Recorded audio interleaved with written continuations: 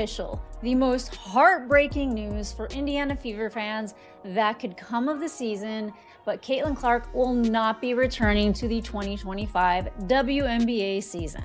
She took the liberty of posting it herself because there were many people asking to hear from Caitlin Clark, to hear how she... The WNBA's worst nightmare just became reality. 2 minutes ago, the announcement that sent shockwaves through the entire basketball world dropped like a nuclear bomb. Caitlin Clark, the Golden Girl, who single-handedly transformed women's basketball from a forgotten afterthought into must-watch television, is officially done for the season. And the panic? It's already started. This isn't just another injury. WNBA ratings' worst nightmare just came true because it was just announced that Caitlin Clark will be out for the rest of the season. She's only played 13 games this season, and her most recent injury, which happened back in July, was a groin injury. The craziest part about all of this has been the reporting around her injury. The team has never given her a timetable for return. Some fans were even speculating that they've just been stringing fans along the whole time because they know that ratings and attendance would drop once they announce that she's out, which is also so ironic that they announced. This is the moment executives have been losing sleep over. The scenario that keeps Commissioner Kathy Engelbert staring at the ceiling at 3 a.m. Because when you build an entire league's relevance on one person's shoulders, and those shoulders suddenly disappear, you don't get a gentle decline. You get a complete and total collapse. The timing couldn't be more devastating. Football season just kicked off. Primetime television is about to get crowded. And the WNBA just lost the only player who could compete with Sunday Night Football for eyeballs. Clark played just 13 games this season. 13. Let that sink in. Every day with a singular goal, getting back out there. Disappointed isn't a big enough word to describe how I'm feeling. I want to thank everyone who has had my back through all this uncertainty. This has been incredibly frustrating, but even in the bad, there is good. And the way the fans continue to show up for me and for the Fever brought me so much joy and important perspective. I'm so proud of how this team has only gotten stronger through adversity this year. The player who was supposed to carry the league into its golden era spent most of the year watching from the sidelines with a groin injury that mysteriously never seemed to heal. But here's where it gets suspicious. The Indiana Fever never gave fans a real timeline for her return. Week after week, it was vague updates, dodged questions, and whispers about maybe, possibly, potentially seeing her back on the court. Some fans started wondering if the team was just stringing everyone along, knowing that the moment they announced she was done, the bottom would fall out of everything they'd built. And they were absolutely right. The moment Clark's announcement hit social media, it was like watching a dam burst. Her words were simple but devastating.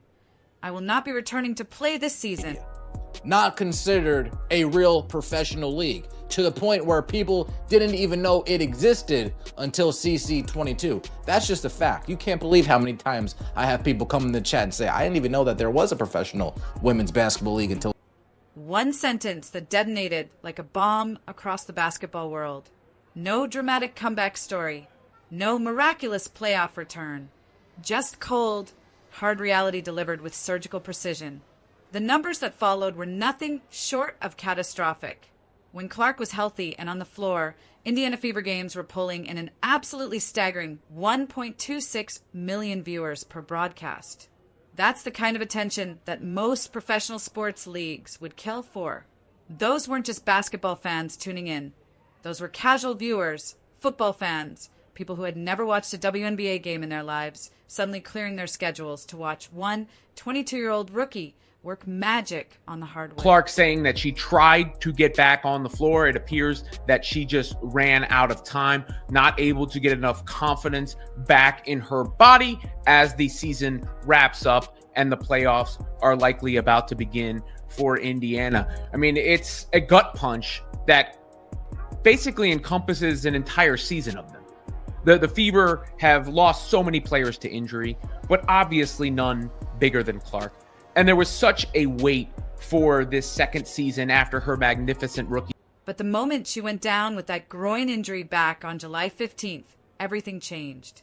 Viewership didn't just dip, it plummeted up a cliff, crashing down to just 400,000 viewers per game. That's a 70% collapse, and those numbers were still being propped up by hope. Hope that she might return. Hope that fans might get to see her in the playoffs. Hope that this nightmare scenario wouldn't actually come to pass. Well, hope just died, and it gets worse. During Clark's absence, WNBA ratings dropped another 40% across the board. This wasn't just about Indiana struggling without their star player. As far as public perception for the WNBA, an entirely new group of people started tuning in to this league for one player and one player only. In fact, so many new people tuned into this league, the viewership for the Caitlin Clark games largely surpassed anything else going on in the WNBA. I would argue that the amount of Caitlin Clark fans are at least 3. This was about the entire league being exposed as a house of cards that could only stand as long as one specific player kept it upright. Here's the brutal truth that nobody in the WNBA front office wants to admit out loud. Most people didn't even know this league existed until Caitlin Clark showed up. For decades, the WNBA has been largely ignored by mainstream sports media, treated like a charity case rather than a legitimate professional sports league. The number of times I've seen comments saying, "I didn't even know there was a professional women's basketball league until CC," is absolutely staggering, and it reveals something uncomfortable about the foundation this supposed growth was built on. The new viewership demographic that discovered the WNBA wasn't there for the game itself. They were there for one player. Supposed to return versus the Minnesota Lynx, supposedly. And then the Scott Agneses and all them start talking about she suffered a bone bruise in Phoenix. I told y'all it was a wrap. It was done. It was done. They knew it. And I believe they've known far longer. They have known. One player only. Conservative estimates suggest that Clark's personal fan base is at least 3 times larger than the entire traditional WNBA audience. Think about what that means. When she's gone, you're not just losing a superstar. You're losing the vast majority of people who actually care about watching. The financial implications are mind-blowing. Sports economists projected that Caitlin Clark's impact would generate over $1 billion in a single season. That wasn't just ticket sales for Indiana Fever games. That was merchandise. They've kept us fans in the dark, and it sucks. It absolutely sucks. Man, I was so looking forward to watching Caitlin Clark play this season. Now we have to wait an entire offseason, and we don't even know what's going to happen. There might be a lockout. There might not even be a 2026 season. Flying off the shelves, television contracts being renegotiated, tourism dollars flooding into cities when she came to town, and a cultural phenomenon that transcended basketball entirely. She wasn't just part of the WNBA economy. She was the WNBA economy. And now she's gone. The arena attendance tells the real story of just how dependent everything had become on one person. Conservative estimates suggest that 90 to 95% of people showing up to Indiana Fever games were there specifically to see Caitlin Clark play. Sure, they might have become fans of the team afterward, but let's be honest about what was driving those ticket sales.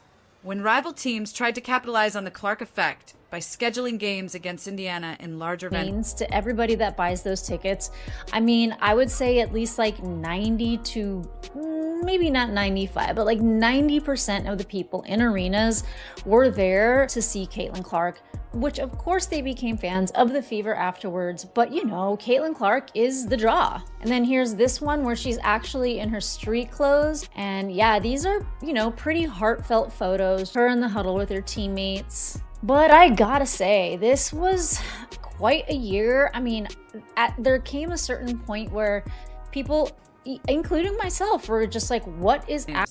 They were essentially betting their entire attendance strategy on one player's health. That bet just went catastrophically wrong. The ticket price collapses started happening in real time, and they were absolutely brutal to watch. When news broke that Clark wouldn't be playing against Chicago, resale tickets went from $86 down to $25 within 48 hours. But that's nothing compared to what happened in Baltimore. The Washington Mystics had moved a game there specifically to accommodate the expected Clark-fueled demand. When she couldn't play, tickets that were selling for $41 dropped all the way down to $1. $1 single dollar. That's not a market correction. That's complete and total humiliation. Complete train wreck. This season's been a complete disaster. We got the GOAT, who only played 13 games, missed basically the whole season. DeWanna Bonner scammed us. Natasha Howard basically scammed us. Stephanie White's a liar. Amber Cox is a liar. Kelly Krauskopf's a liar. Now we have to go a whole offseason with the front office we don't trust, we don't believe in, we can't believe anything they say, and we don't know what's really going to happen with. But the most damning part of this entire disaster is how preventable it all was. Caitlin Clark absorbed more physical punishment than any player in the league. 17% of all flagrant fouls committed this season were against her. That's not a coincidence, that's a pattern. Other players spent more time trying to knock her down than building themselves up, throwing elbows and flagrant fouls like it was their full-time job. And the referees, under Commissioner Engelbert's watch, just let it happen. Now, those same players who spent the season targeting Clark are about to perform in half-empty arenas, wondering why the spotlight doesn't magically follow them around. The petty jealousy is about to be exposed for what it really was, a complete waste of energy that ultimately destroyed the very thing bringing attention to their sport. The playoff implications are staggering. With Clark healthy, the Indiana Fever were legitimate championship contenders. Without her, they're just trying to survive long enough to avoid complete embarrassment in the first round. But more importantly, the WNBA finals without Caitlin Clark are shaping up to be an absolute disaster for everyone involved. Television networks that were counting on record-breaking playoff ratings are now preparing for a complete crater. ESPN and ABC already watched their numbers plummet by 55% during Clark's previous absences. Now they're staring at an entire postseason without the one player who could guarantee eyeballs. These networks built their coverage strategy around her, leaned on her for headlines, and milked every story angle they could find. Now they're facing the very real possibility of playoffs that risk complete irrelevance. The media coverage shift is already happening, and it's devastating for the league's long-term prospects. Mainstream outlets like ESPN and Fox Sports have essentially stopped talking about the WNBA entirely. The only people still covering the league are content creators, YouTubers, and independent podcasters. When Jason Whitlock publicly announced he was done with the WNBA, and Colin Cowherd admitted he only led his national radio show with Caitlin Clark content because she was the only thing worth talking about, you knew the writing was on the wall. This represents a complete strategic failure at the highest levels of WNBA leadership. Commissioner Engelbert spent months pushing the narrative that the league was bigger than any one player, that the growth was sustainable and built on a solid foundation. Caitlin Clark's injury announcement just obliterated that lie completely. Without her, the league is collapsing right back to what it was before she arrived. A niche product with a small but loyal fan base, struggling to fill 10,000-seat arenas and fighting for television ratings that barely register on any network's radar. But here's the most savage part of this entire situation. Caitlin Clark didn't just announce her season was over. She did it with perfect timing, delivering the news at the exact moment it would have maximum impact on a league that failed to protect her. She could have dragged this out, kept dangling hope for weeks, allowed the WNBA to maintain the illusion that maybe, just maybe, she'd return for a miracle playoff run. Instead, she ripped off the Band-Aid with surgical precision and exposed just how fragile everything really was. The fan reaction has been swift and brutal. Social media is flooded with variations of the same devastating message. If she's out, I'm out. The casual fans who arrived because of her college heroics are already moving on. Corporate sponsors who wrote checks expecting her to be front and center are quietly reconsidering their investments. Television networks that stack their schedules around her games are scrambling for replacement content, knowing that no amount of marketing can manufacture Clark-level interest in other matchups. The WNBA is about to learn the hardest lesson in professional sports. When you build your entire empire around one star, you protect that star at all costs. Commissioner Engelbert and her referees failed spectacularly on both counts. They prioritized short-term ticket sales over long-term stability, sacrificed their most valuable asset for temporary revenue, and now They're staring at a future that looks emptier by the day. The upcoming playoffs won't feel historic or groundbreaking. They'll feel hollow, empty, like the heart has been ripped out of the entire competition. And the most brutal irony? Caitlin Clark gets to sit back, recover, and watch it all unravel from a distance. Her absence serves as the harshest possible indictment of a league that had everything handed to them on a silver platter and managed to destroy it through pure negligence. The panic spreading through WNBA front offices right now is absolutely real, and it's completely justified. They built a house of cards and just watched the foundation disappear. The WNBA, without Caitlin Clark, isn't just missing a star player. It's missing its entire reason for existing in the mainstream consciousness.